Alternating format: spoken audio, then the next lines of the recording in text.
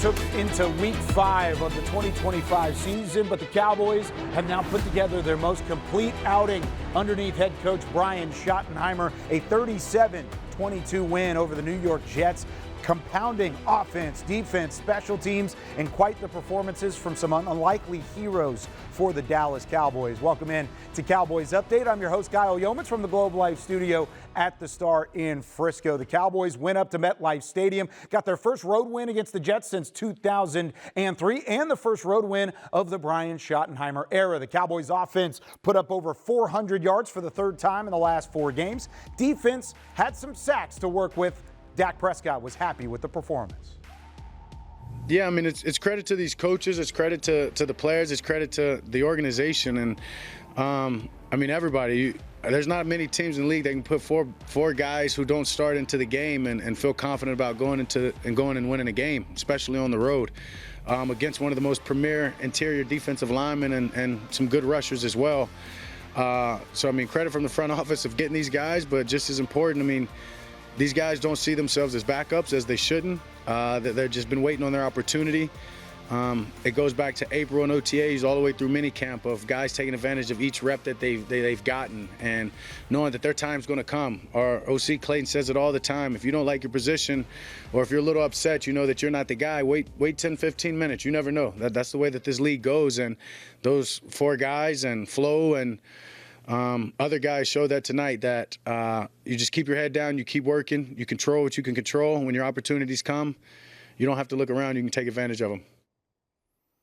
Some of the guys that stepped up big: 2 touchdowns from Jake Ferguson, 2 more from Javonte Williams. George Pickens had a long bomb at the end of the second quarter. And then Ryan Flanoy with over 100 yards receiving, all in the first half. We'll talk more about those guys momentarily. Cowboys closed the first half with 2 touchdowns, jumped out to a 30-3 lead. Dak and the offense remain one of the NFL's best whenever it comes to what they've done throughout the season. Prescott finished 18 of 29 passing, 237 passing yards, 4 touchdowns, and a 127 passer rating. And then they had some success on the ground as well. Javonte Williams had over 100 yards rushing in the first half as well, and then finished with a touchdown on the ground and a touchdown through the air. Brian Schottenheimer saying that those unlikely faces stepping up in a big way is what it's all about going into this season as a part of the Cowboys head coaching staff.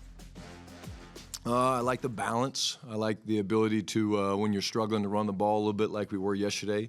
It doesn't take much. It takes an explosive run, great run, well blocked, but Javonte's run at the end of the first half was just incredible.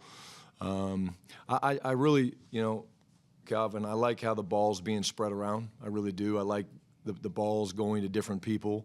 I thought Flo played great yesterday. Fergie's had a couple really good weeks for a guy that went through a dry spell for a while. It's been good to get him in the end zone a few times. But at the end of the day, I'm pleased with the way we're playing up front. And I think that's what we talk about all the time, is owning the line of scrimmage. And it's not always going to be perfect when you play in this league because of the elite defenders that you have on the defensive line. But I think it all starts up front there. And then, of course, Dak's playing really, really well right now.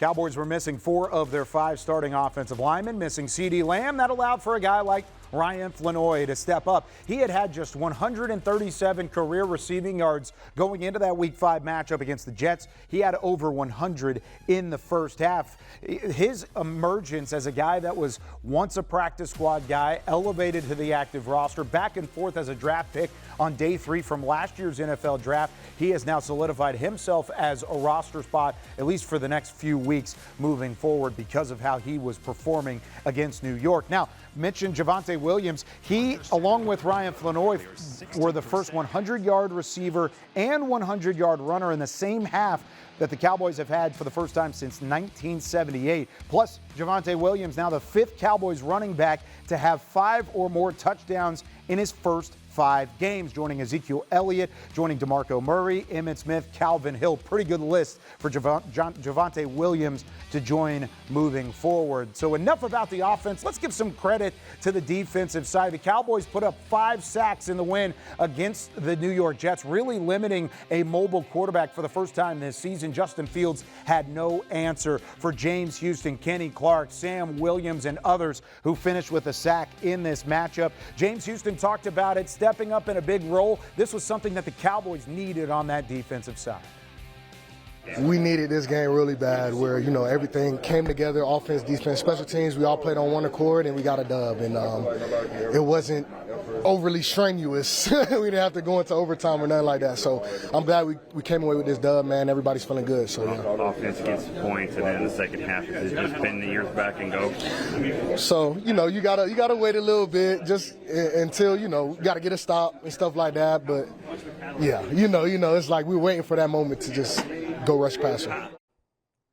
James Houston finished with a sack and a half against the New York Jets, 2 tackles, a tackle for loss, and a couple of quarterback hits in a larger Week 5 role as he continues to step up in a big way. The Cowboys added him right at the beginning of training camp, and he has continued to impress, currently leading the team in sacks. He's only one of 2 Cowboys defenders with multiple sacks on the 2025 season. He also has more sacks than some other key members of the NFL pass rush department, including one Micah Parsons, who does not have 3.5 sacks to this point in the season. I thought I'd bring it up. Now, let's move our attention into Week 6. The Cowboys looking at that Carolina Panthers team that is coming off of a big win in their own right. Carolina took down the Miami Dolphins in come-from-behind fashion, 27-24, and they had a lot of impact from some weapons, including a familiar face in running back Rico Dowdle, who went 23 carries, 206 yards, and a touchdown. They also had the rookie out of Arizona that Cowboys draft fans might remember, in Tetaroa McMillan, as a potential wide receiver target in this past April's NFL draft. He had quite the impact as well, but it was really all about Rico Dowdle as the Cowboys look to win their 4th straight against the Panthers and win their back-to-back road games for the first time this year. 2nd season in a row, the Cowboys did win back-to-back road games early in the campaign a year ago as well. My key to a Week 6 win for the Dallas Cowboys is pretty simple. That familiar face, Rico Dowdle, he had some words to say this week. He said, Cowboys better buckle up. They know what's coming. Be sure you know what's coming. Have an opportunity to slow him down, take him out of the game, and if you can control the ground game, put some pressure on Bryce Young and that passing attack from the Carolina Panthers, I think everything else will fall into place. The Cowboys, despite some injuries on both sides of the ball, are the more talented team going into this matchup. If you can limit the run game, then I think you'll have some success. Remember, they struggled in Week 5 against Breece Hall. Don't have that same kind of mentality going into Week 6 against the Carolina Panthers. There are plenty of ways for you to digest your Cowboys content this week, including download the Cowboys Now app. That's the one-stop shop on everything Dallas Cowboys going into this Week 6 matchup, including an entire list of podcasts. You might have your favorite by this point. I know you might want to watch Media Mash, a couple of different individuals from throughout the Dallas-Fort Worth Metroplex coming in all in the same show, having an opportunity to talk Cowboys there. How about the Players Lounge as well? Barry Church is on that show. He's also on Cowboys Pregame Live, 11 a.m. start time, TXA 21.